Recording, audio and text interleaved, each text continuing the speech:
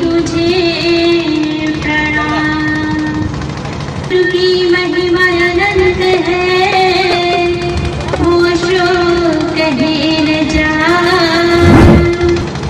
तन मन धन सब सौंप के चरणों रहा क्षमा। तन मन धन सब सौंप के चरणों रहा क्षमा। मेरे मन मंदिर में विराजमान श्री सद्गुरुदेव जी, परम वंदनीय संत समाज, सत्संग प्रेमी आत्मीय बंधु, भक्ति में मेरी माता।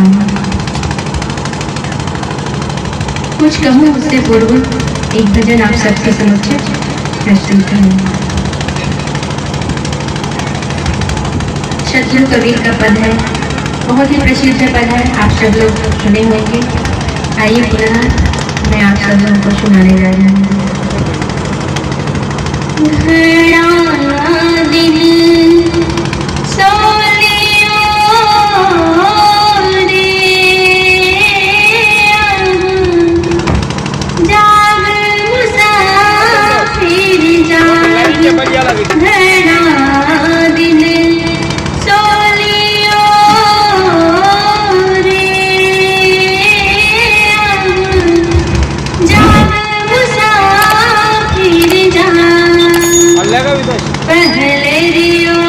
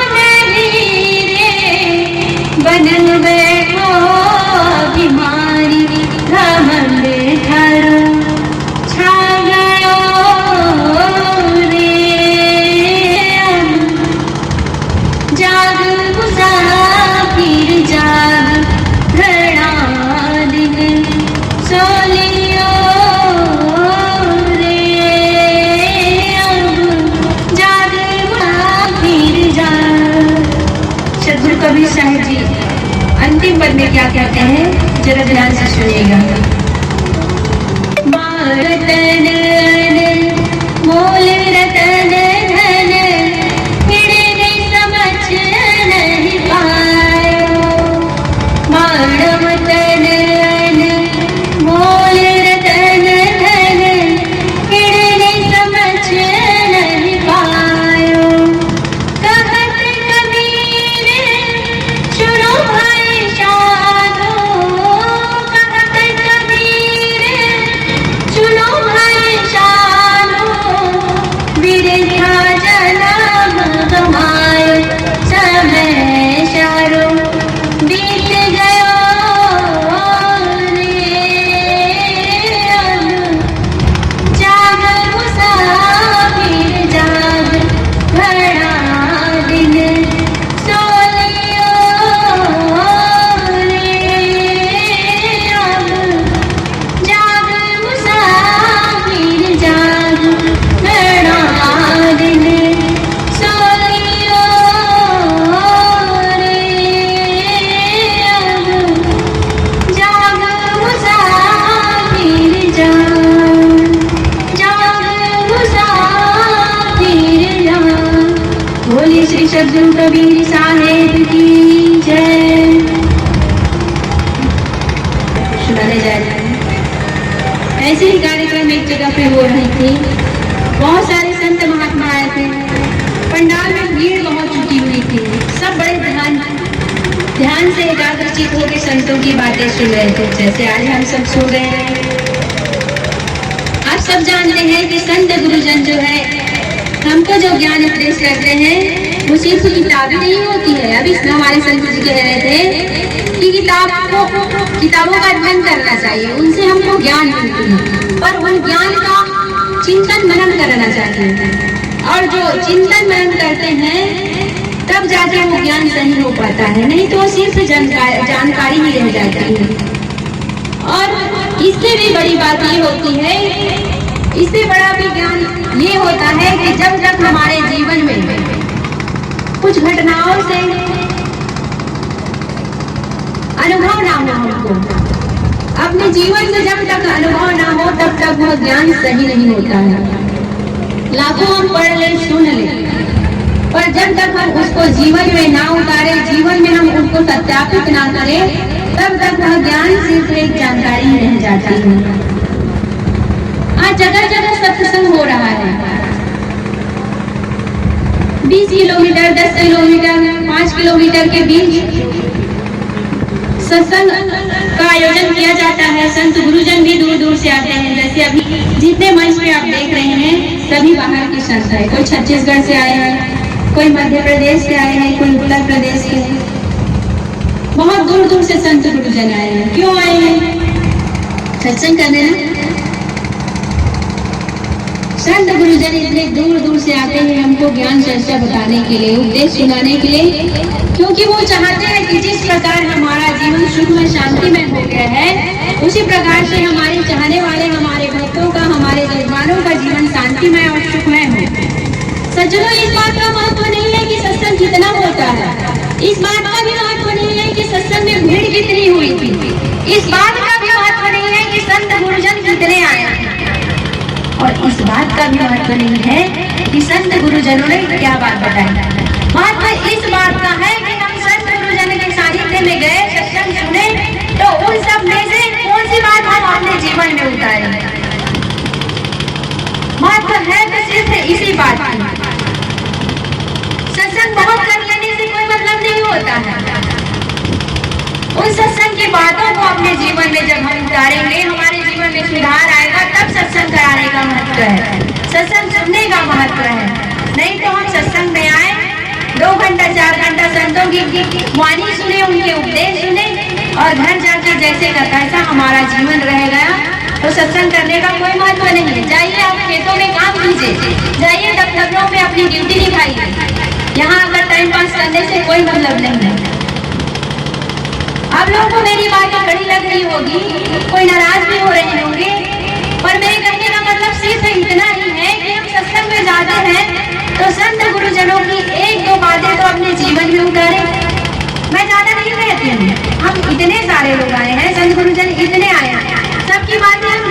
सकते, चलो ठीक बात है, पर कम से कम एक बातों को तो सूत्र समझ के हम पकड़ ले, उनको जाके घर में चिंतन मनन करें, उनको जीवन में उतारे।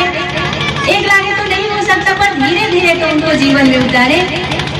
मैं लिख के दे सकती हूँ कि अगर आप ऐसे ही हर सत्संग से एक एक शब्दों को, एक एक छोटा छोटा सूत्र, एक एक छोटी छोटी बातों को लेकर अपने जीवन में उतारना शुरू कर देंगे तो आपको खुद को नहीं पता चलेगा कि कब आपका जीवन सुंदर हो गया, कब बिगड़ा हुआ जीवन से सुधरा हुआ जीवन हो जाएगा, आप खुद नहीं जानेंगे।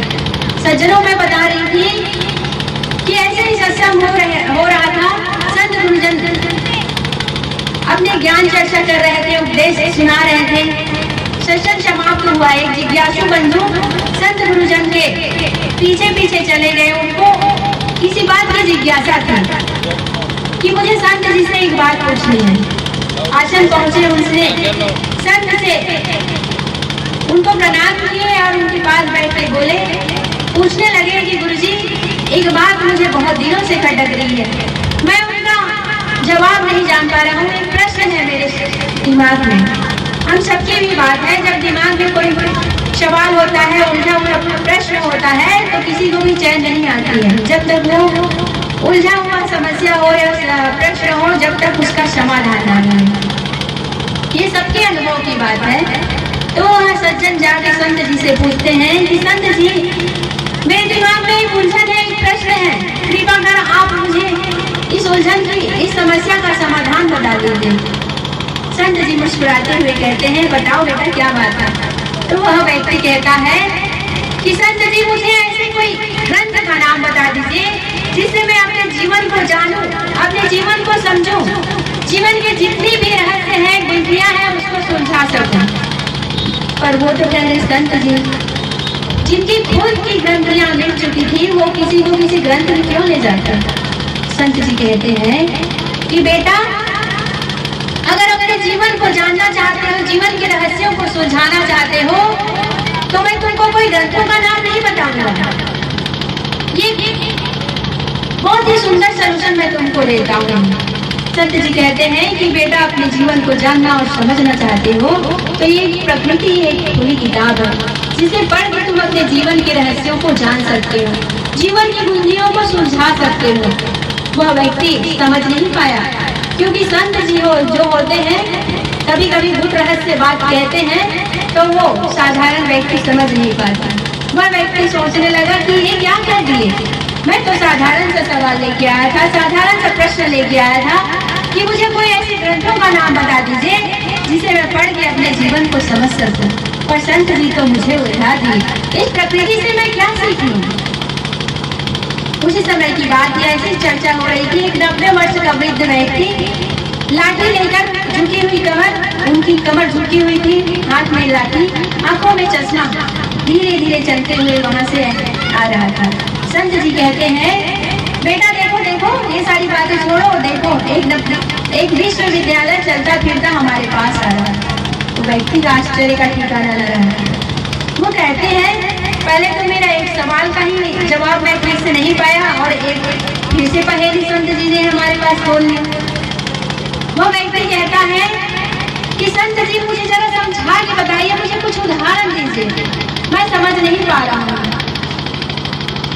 तो संत जी कहते हैं कि बेटा, दुनिया का सबसे बड़ा विश्वविद्यालय जो होता है, एक वृद्ध व्यक्ति होता है। उनकी झुकी हुई कमर, उनके हाथ में पकड़े हुए वो लाठी, आंखों में लगा हुआ वो चश्मा, ये सब हमको सीख दे जाती है कि जो काम हमको करना है, जवानी रहते ही करना है, बुढ़ापे में कुछ होता नहीं है। अगर राम का नाम लेना भी चाहे ना, तो राम की जगह लाम निकलेगा। ध्यान में बैठना चाहेंगे, 1 घंटा चलो बैठ लेते हैं, तो कमर दुखने लग जाएगी, घुटनों में दर्द होने लग जाएगा। संत गुरुजनों के दर्शन के लिए जाएंगे तो पैर दुखेगा, चल नहीं पाएंगे। जब अपने रूम से बाहर नहीं निकल पाओगे तो क्या संत गुरुजनों के दर्शन करने जाओगे। तो संत जी कहते हैं कि दुनिया का सबसे बड़ा विश्वविद्यालय जो होता है, एक वृद्ध व्यक्ति होता है। हमको उनसे सीखनी चाहिए। वो व्यक्ति समझ जाता है, फिर प्रकृति के बारे में कहता है कि प्रकृति कैसे खुली किताब है। तो ये सब आप जानते हैं। बस हमारे अंदर गुण रहित दृष्टि होना चाहिए। हमको हर जगह से शिक्षा मिलती है, पेड़ पहाड़ों से मिलती है, हवा से मिलती है, हर चीज से। इसकी ज्यादा व्याख्या मैं नहीं करूंगी क्योंकि मेरा टाइम समाप्त हो गया। तो मेरे कहने का मतलब ये है, मैं विशेष आग्रह आप सब लोगों से कर रही हूँ कि आप जहाँ कहीं भी सत्संग में जाए, वहां से सिर्फ एक छोटी सी बात हम गुरुजनों की लेके आए, उनका चिंतन मनन करें उनको और अपने जीवन में उतारे। धीरे धीरे हमारा जीवन सुधर जाएगा, हमारा जीवन कब साफ पाक पवित्र हो जाएगा, हमको शांति और सुख मिलेगा, हम खुद ही जान नहीं पाएंगे। तो एक ही छोटा सा सूत्र लेके जाए संत गुरुजनों की वाणी और उनको जीवन में उतारे। बस अविशेष यहाँ कहते हुए अपनी वाणी को विराम देती हूँ। साथ में आप सब लोगों को बहुत बहुत धन्यवाद। मैंने जो भी टूटी फूटी भाषा में आप सब लोगों को सुनाया, आपने बहुत ध्यान से सुना, उसके लिए बहुत बहुत धन्यवाद। एक निवेदन और, आप सब लोग मेरे साथ जयकारा जरा जोर से लगाएं।